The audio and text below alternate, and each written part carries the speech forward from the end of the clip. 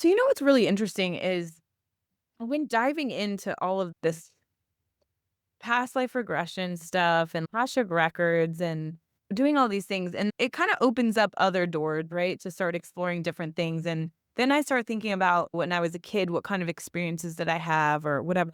But specifically lately, I've been thinking about, oh, and I've been remembering my dreams more lately. So I've been writing them down. And then I sometimes like to use ChatGPT to tell me what do they think. Sometimes it really resonates. And I'm like, whoa, that was not what I was expecting. So when I was a kid, I guess I would say probably between 2nd grade and 4th grade specifically, we moved every year when I was a kid. Like, every year of elementary school, I was at a different school. So I don't have friends from that little because we didn't have social media or anything like that. But all that to say, I was terrified to sleep in my own bedroom. And Mm. I specifically remember this one house that we lived in.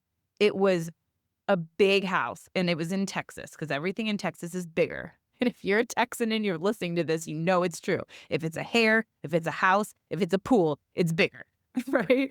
And I came from Florida, this little tiny house. We moved to Texas in this big house, like big house. As a kid, it felt big. All of us kids had our own room, and we had never ever had our own rooms before. And it was this huge room, and I just always remember it was never really dark in my room because the moon was so bright. Mm. And I couldn't sleep because the moon was so bright. And then I would just wanna sit in front of the window and just stare at the moon. But then I was just scared, and so I always slept in my brother's room on his, like, bunk bed or whatever, and I felt like that house was haunted. Mm. But I don't know if it really was or if I was scared of my senses and my intuition and whatever I was actually experiencing. Well, all of the above could have been true. Do you think? Well, yeah. And kids are so much better than we are about realizing these stuffs, and kids even remember their past lives, and they'll say things. I mean, you can even see there's a whole series of stuff on social media where these kids have awareness of these concepts, and as adults, we're like, "What? Like, where did you even realize this?" Yeah. What came out to me when you were saying that was the moon, because I feel like you were really tapped into something that now, all these, 35 years later or whatever, you're tapping back into. Totally, because I am always been obsessed with the moon and looking at the sky and stars at night. Now, I never have taken it to the extreme of getting binoculars or the telescope or anything, but I've always just been fascinated by the moon and how sometimes it's in one place and sometimes it's in another place. And I'm like, but is it because it's really just a Truman Show that we're living in, and it's a filament that someone else is laughing at us because they just turned the light on, but they twisted something around, and that's why everything is in a different place? Or is this legit that we are a spinning thing going thousands of miles an hour around a sun that has moons also going around it? Like, what? I don't know. It is fascinating. I know, that is the ultimate question when the moon is so close and it's huge. Ah, I Ooh. love that. But why is it so close or why is it so big in that moment? And it's only a couple times here and there. It's not every month. Nothing seems to be exactly cyclical. Like, the only thing that's cyclical is my actual cycle, my menstrual cycle, which is legit 28 to 32 days, depending on the month.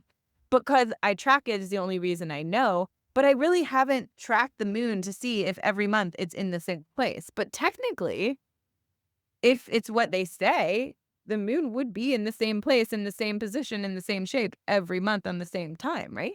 Would it? I don't know. I feel like I it is don't about the angle. So if someone's a moonologist, I don't know if that's a thing, but you'll have to let us know because this is very fascinating. And also, metaphorically, the moon is the divine feminine. Of course.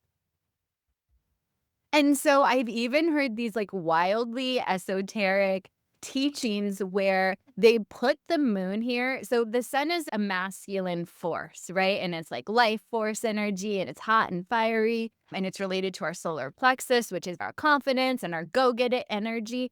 And they put and so far up to this point in humanity, we've been living in a masculine focused world, right? You'll hear terms like the patriarchy and all these other things, which also is why we've been conditioned as women to play small, why our wise women circles have dissolved.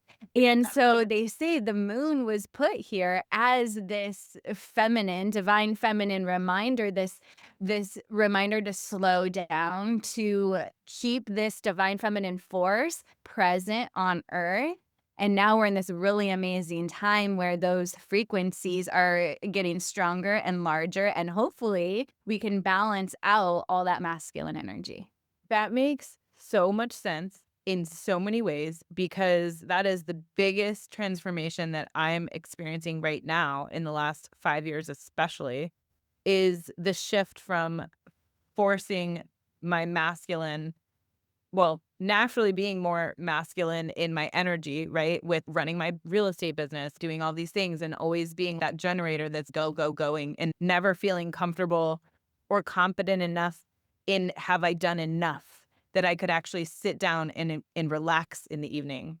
It's still a struggle for me to sit down and relax in the evening. I'm still usually working on my 10,000 steps a day at 9 o'clock at night because I've been sitting at my computer all day doing meetings or whatever it is. But I've just always led with that masculine and that giving versus the feminine and the receiving, to the point where I even have an issue on the corner right quadrant of my palm, which is an extension of the heart. Your arms are an extensions of your heart, right? And the left is your receiving side. Interestingly enough, I don't have it on my right hand, which is the masculine side, right? Which is the giving side. And it's just so fascinating. Knowing even as a kid, I was seeking that feminine from the moon, not even realizing what it was, but then being scared of its power had I stepped into it maybe. And so instead of doing that, I like resorted to the fear, right, of the world that we live in. And then now as an adult, like trying to step back into that feminine. And it's very challenging because once people know you as one way, they aren't so accepting of the new way.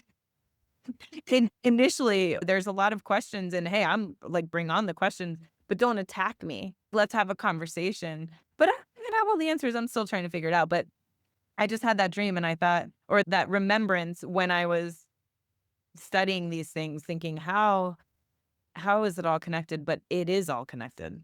Ugh, it is. And I think so many women can relate to this masculine energy because we all have both, right? We all have masculine and feminine energies. And this has nothing to do with gender, and it's Yeah. all inclusive and all of these But things. So whether you're male or female, we all have both energies. And the ideal is to be able to balance these within ourselves. But even as the world has been operating with this masculine energy at the forefront, so have we, even as females. And that was so interesting what you said, because you grew up with four brothers and you were like drawn so much to this divine feminine energy, and it was so light in your room. And then you said what you did is you reverted to fear and you went and slept in your brother's room. And that's the exact metaphor of what freaking happens, because we have these intuitive gifts, which are divinely feminine, and they're alive within all of us, but they're so masked. And when we allow these forces to come to the forefront, it is scary and it's not easy. And a lot of times, the easier answer is to revert to this fear of what we've been told or how we'll be judged. And so we shut the feminine or the intuition, we shut that part down. I still shut it down, but I'm at least a little more aware. I'm able to observe it and then realize it. I'm still not quite expressing it, but I'm working on it. And that is another thing that bodybuilding has done for me. Because even though everything it takes to be in the sport is very masculine energy, the routine of like eating this and working out, and it has to be very cut and dried. Like there's no straying and doing it different. It has to be a certain way. That's very masculine energy.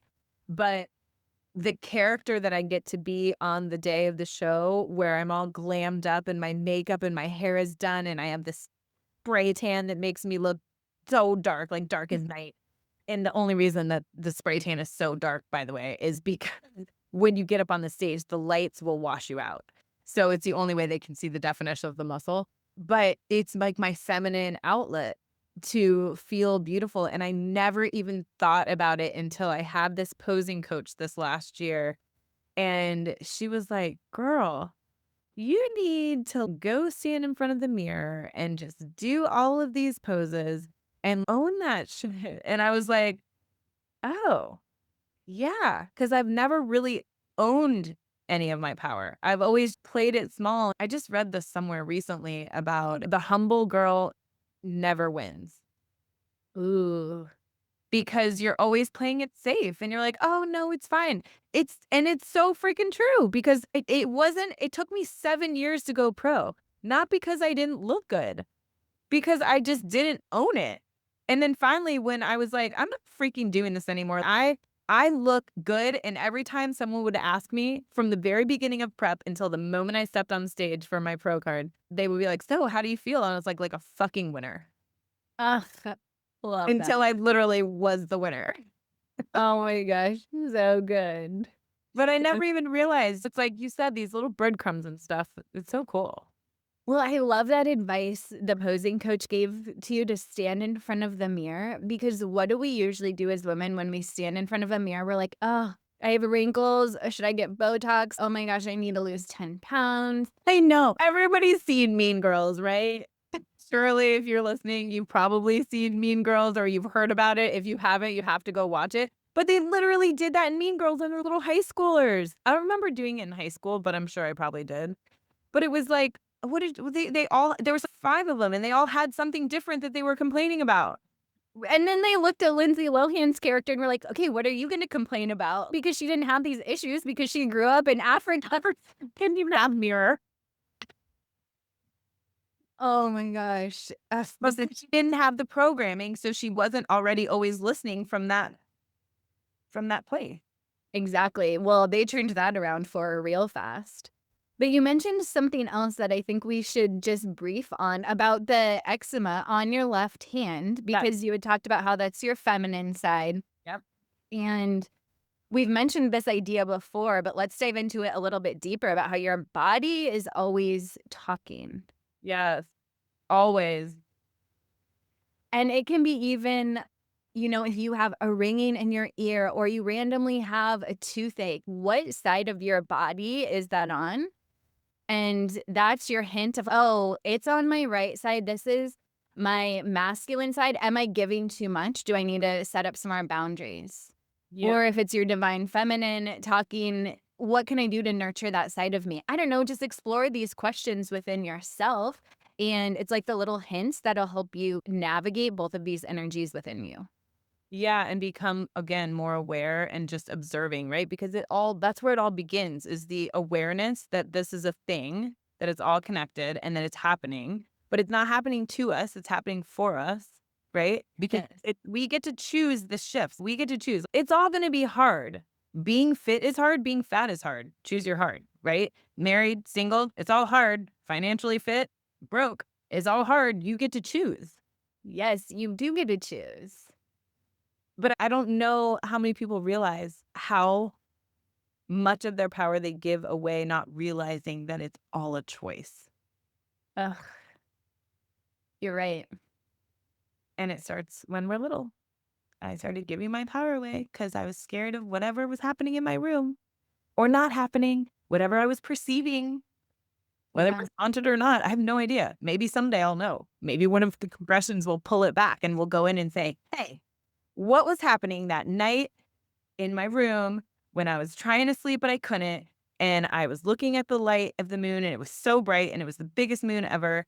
And I just got too scared to sleep by myself. Yeah. I mean, you could totally probably access that in a past life regression or in an Akashic session. Probably something stupid. Or it's something really deep. I was a warrior and someone killed me in my sleep one time because I was in the woods by myself or something. I mean, who knows? Well, that's a really interesting point because especially if as kids, when you have these unreasonable fears, or sometimes they're still showing up now, like I have a client and she's like so scared of an untimely death. and it, like, happens to people around her, and we've done the inner child work, we've done limiting belief work, we've done down all these avenues, and so by now, it's lessened a little, but that core fear is still there, and so now we realize, okay, this is probably a past life thing, because there's no reason that we've explored through all these multiple months of exploration into our human experience why this fear is still so strong. And when you get to that point and you can start even zooming out of your own human physical body right here, right now, and exploring these other concepts, it's just so interesting and amazing that we have this capacity and an ability to do this deep, deep healing and rewiring. Because when she finds out what that was, Oh, that's how many generations could that moment, if it was an untimely death in that lifetime, of course, that affected her kids. So the kids in that lifetime might have abandonment issues that are still yeah. following them all these generations later. And so this is really generational healing, uncovering these things that were based on this one habit or thought or fear that you can't explain. I feel like I'm talking a lot about myself right now, but I'm gonna share one more thing because I had this other weird fear as an adult. I didn't ever have it when I lived alone quite a bit after college, and I was fine. But I had this thing after I got married where I just felt like somebody was gonna get me. Like, whenever my husband was gone, I just felt like somebody was gonna get me. Now, also in this house that we owned, it was the first house that we ever bought. At the time, I didn't really wasn't really into some of the stuff that I'm in now, but it's starting to make sense. But I would have these lights that would come on that I couldn't turn off. Oh my It gosh. was what they have the fan and the light, and it has the remote control. Yes. So I had one of those in our master bedroom, and then we had an alarm on the house. Well, the alarm would go off and the light would come on, and I wouldn't be able to turn the light off. Nothing I did would turn the light off. Okay, that is spooky. Super spooky. So it was, like, terrifying, right? And it was only, of course, only whenever my husband was gone. So I was going to church every week, and I think we had just finished a 21-day prayer day challenge or something like that. And I'm just gonna use scripture to get through this. And how interesting that when God spoke or whatever, it all to an existence, whatever you believe, in the Bible it says that he spoke it into existence. Words matter. Words are spells. Words have power, right? So whether it's a Bible verse or a belief that you have, if you speak it out loud and then you tell someone else, there's a power in two or more believe, right? So I told my husband about this fear, whatever. And then I just said, God didn't give me a spirit of fear, but of power, love, and a sound mind or self-discipline, right? So then once I said that, it was like, poof, gone. It never happened again. Now, it's happened like other weird things when I'm traveling, like different hotel rooms and stuff. Weird stuff will happen, and I'll literally feel like I'm having a battle all night long. Fuck out of here, bro. You're not going to win this. I'm not going with you. I'm not participating, whatever it is. But that you can feel the energy of things or whatever. And so we did sell that house. I wish we never did, but that's not why we sold it. And it did, but those things stopped. My point is that we can speak things into existence and we don't even realize that the thoughts that we're having are creating our reality.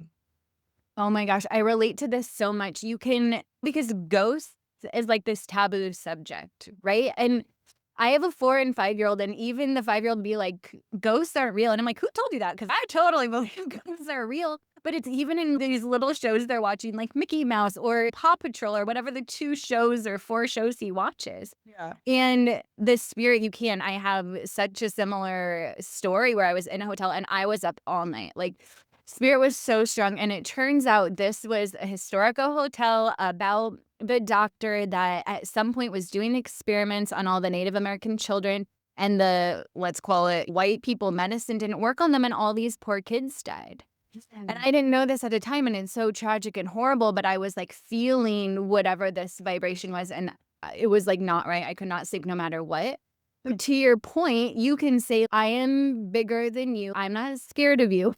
I was terrified, but saying that out loud, there is much more power in that because yeah, we are divine beings and we are of God or universe, and we only allow in what we allow in. So even if you're experiencing those energies around you, you still have the power to say, I'm not letting you affect me.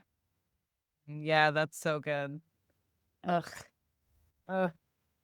Okay, and then the only other thing I wanted to talk about this subject, just to finish it up, is sometimes we watch, I don't anymore, but I used to watch true crime, right, too? And so I just want to bridge this back. Wait, And first so, off, you are not the only woman that watches true crime, or any other crime thing, or what Dateline or 48 hours or whatever. But keep going. okay, so why the hell do we do this? And do you know, want to know why? If you love true crime, if you're obsessed with these, like, I used to watch SVU, like, what is this? And it's because, and no judgment if that's the shows you kind of like, because trust me, I get it. But how does it feel when I tell you this? The reason you're attracted to those shows is because it is comforting to be reminded of something you've been through in a past life. And so, had you experienced sexual trauma or had you experienced this kind of violence in this life, even if you haven't specifically experienced that, it's comforting to your subconscious mind to watch those kind of stories and theories. Familiar. Okay, so then does that mean, because there's some things that I can watch like that, but I cannot watch super violent shows. Excuse me. Like, my husband likes to watch, like, just all kinds of movies. If it is super violent or just very aggressive, I cannot. I literally physically get discomfort, just, like, I have to leave the room. Oh my gosh, exactly the same. And my partner is the same. He will watch the goriest warrior Can't do it. cutting people's heads off shit. Nope, can't do it. Okay, but think about this because probably if, and you can be whatever gender in past lives, but probably they did have past life iterations as warriors. Okay. But then what about us that we can't handle it? Then Exactly. It's not comforting to our subconscious. we just weren't warriors. We were witches or priests, something. Exactly. Or we were persecuted or we were taken advantage of. And so that makes perfect sense. So I'd be curious what the listeners are if this is a common theme where the men like this, like war, deep violence, and the women are like, ooh, I'm gonna watch crime shows or like women getting kidnapped. Great. I know. Ugh, come on. Oh my gosh, who knew that we would start with this weird thing that I felt like I couldn't sleep in my room as a kid and end up with true crimes being because in a past life we probably had some of these experiences and our subconscious is more comfortable experiencing that than the loving receiving relationship that we're in.